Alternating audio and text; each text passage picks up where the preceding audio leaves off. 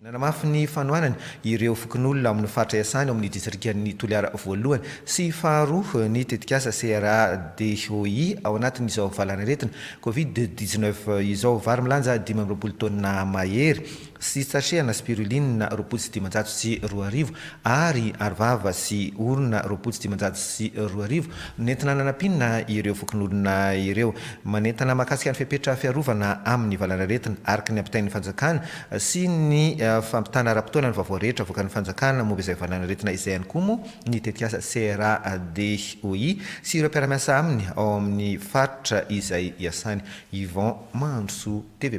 Toliary.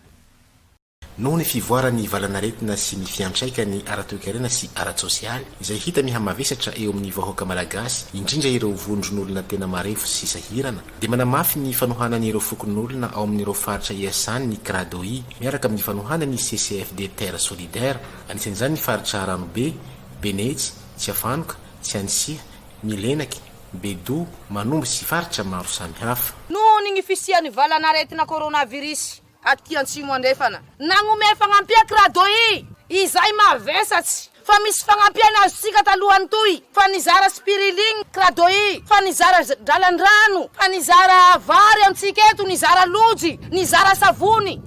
tsy ny vitan'igny avao koa rozy mbony avy ndraiky koa nagnampy atsika nagnome vary rozy izay milanja 25 tonnes 500 gony ny vary nameany CRADOI antsika nagnome spiruline rozy nagnomezandrozy any spiruline mba hampitombo ny hery fiarovana zay fa ao amintsika zay ny antony mahatonga any CRADOI nagnome spiruline mba hampatanjaky ny hery fiarovana zay fa misy ao amintsika tsy nijano amizay rozy nanolo-tsy kasibosy koa rozy ho antsika tsiraidraiky aby bakeo mbo tsy nijano anizay fa mbo nisy any toy apetapetaky tsika milala zay tokony ahitany olo azy toy fitandreman-draha toy ato mifepetra egny. Isan'ny vondron'olona tena sahirana ireto voakasika ireto ary mizaka hatrany tsy fahampiana ara-tsakafo sy tsy fahafahany misitraka feno ny zony ara-toekarena, ara-tsosialy ary ara-kolotsaina toy ny rano, ny tolotra ara-pahasalamana ary koa ny fahafahana mahazo vaovao araka ny tokony ho izy. Misaotra lay CRADOI nagnome vary anay, nagnome fanafody, nagnome kasibotsy amin'ny ty arety-raty toy lahy salama soa zahay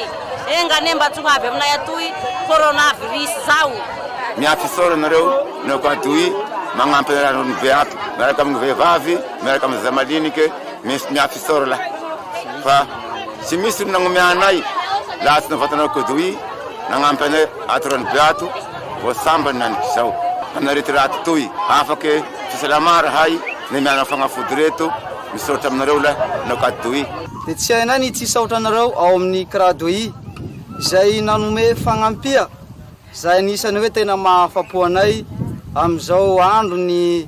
haratsiana zay fisian'ny aretina coronavirus izao. Dia manantena izahay ary matoky anareo fa hiaro anay hatramin'ny farany anareo. Nitety fokotany maro ny CRADOI sy ireo mpiara-miasa aminy ny herinandro lasa teo.